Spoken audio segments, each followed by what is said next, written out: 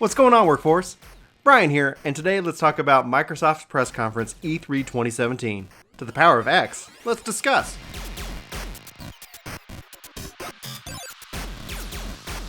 Alright, so the biggest news obviously is the Xbox Project Scorpio is officially named Xbox One X. That's a lot of X's, and especially when you couple it with Xbox One S, you really have to try to say the letter specifically. I think this personally is going to cause a lot of confusion, especially around the holiday season. Hey, you wanted an Xbox One, right? Here's the S. Oh, but I wanted the X. However, the price points obviously should help make a difference in what they're looking for. Now, somebody who doesn't have a 4K TV, I would love to know your thoughts if you are a 4K gamer and if it makes all the difference in the world. Personally, I'm all for the frame rate. I love 60 frames a second. I think science shows that 60 frames a second is the big winner. But the question is does the 4K resolution make a difference? Now, my computer is 4K, but my TV is still 1080p. And the question is that will I be upgrading to a 4K TV? And the answer is if my wife will allow it. So, and I understand where she's coming from. Is it really a need? And the answer would be no. And that's, honestly, if you guys or any of you guys are 4K TV, gamers out there, please let me know. I'd love to have that conversation and kind of, gain that information from you. I'm not knocking resolution. It's secondary to my overall goal of 60 frames a second or just a better user interface and user experience. And that's really where they're targeting the Xbox platform. So they said the X is going to run your games better, load them faster, it should just feel better. And for me, that actually is what's more exciting than anything else that they announced as a part of that. So $500 on the price point isn't that much of a stretch, especially because we're only really talking one here. If I had to buy more than one, that would be really pricey, and at that point it's like, why not just invest in a gaming machine, a computer, especially because pretty much all these games are coming to a console exclusively and PC. It's coming to PC, right? So anyway, I'm going to be getting an Xbox One X as soon as they allow me to pre-order it. And I think I'm getting it more for just the user experience where, with my games. Now, whether I upgrade to a 4K TV or not, I'll let you guys know as that time approaches. But I really am interested in getting my hands on the system. It looks amazing. It's smaller than the S, which in my mind, I was like, okay, well, so the S seems like their entry point Xbox One, right now priced at $250, which honestly is a great deal for a system. My brother has the S. He loves that console. I actually like using it more than my OG Xbox One because it's faster. It does respond better to my, input commands, especially when going to the main menu.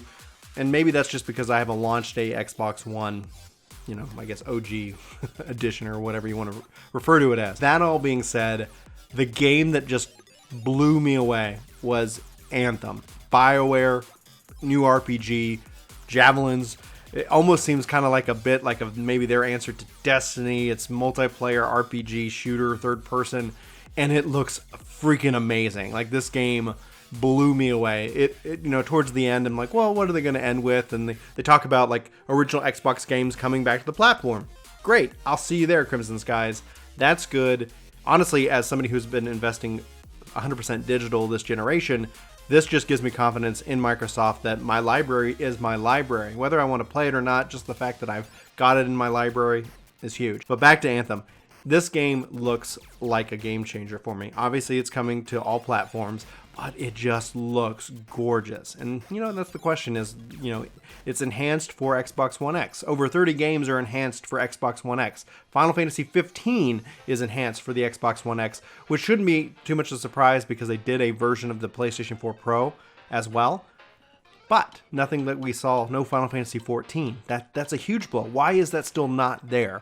That's a question that, Yoshi P wants it to happen. Apparently Phil Spencer wants it to happen. It's like, if two people like each other, can't they just, call each other up on the phone and say, you know what, let's get together? I'm sure I'm hyper oversimplifying it when it comes to business relationships and deals that have already been made. But at the end of the day, that is the biggest weakness of the system that I've seen so far. I love my Xbox. I love my PlayStation. I love my PC. I love gaming. That's what this channel's about.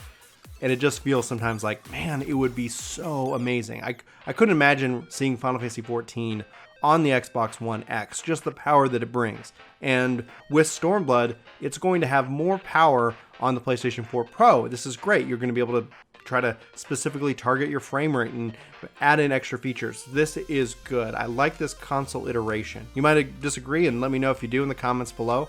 We all have so much history in console gaming. This is really uncharted waters for the systems, and I was talking with Chris about this today. Like, who is the Xbox One X for? And honestly, I don't know. You know, maybe power users, but at the end of the day, like, are you already on a PlayStation? Like, are you looking for a 4K equivalent of Xbox? Or are you looking to upgrade from your Xbox 360 and your PS, 3 into this generation? But then why not do it at the Xbox One S model or the PlayStation 4? Even the PlayStation 4 Pro is $100 less than the X. So there's just a lot of questions. It's going to be interesting to see what happens this fall when it launches November 7th.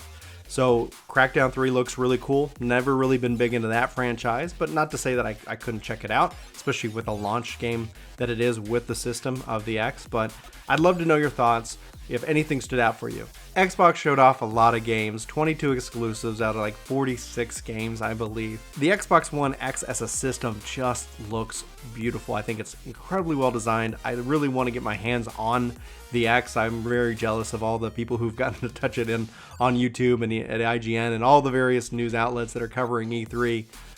It just looks fantastic. It's always fun and exciting to see new hardware, but at the end of the day, I didn't feel like there was so much shock and awe a part of this conference. I think it was a very solid conference. That pretty much is my opinion, and I'd love to know yours. Was there anything at the Microsoft press event that you thought stood out and spoke to you? Are you interested in 4K gaming, or are you just happy with your PlayStation 4 or Pro, etc.? What would it be that Microsoft could do to win you over if you're in that camp? And if you are at Xbox, in the Xbox camp, like, what spoke to you specifically about that system that you really are excited about for either this year or in the next? And that's pretty much it. I'm really looking forward to Sony. We got Sony up this evening. We got Nintendo tomorrow morning, the big conferences. We've seen other news and things like that come out already, but already this video is getting long. I want to try to keep it short and condensed. Let me know what stood out to you, and let's have that conversation, and maybe I'll do a video on it as well. So thanks so much for watching this video. My name's Brian, and this is Work to Game. I hope you have a fantastic week, a fantastic E3, and I'll see you next time. Take care. Hey, it's me.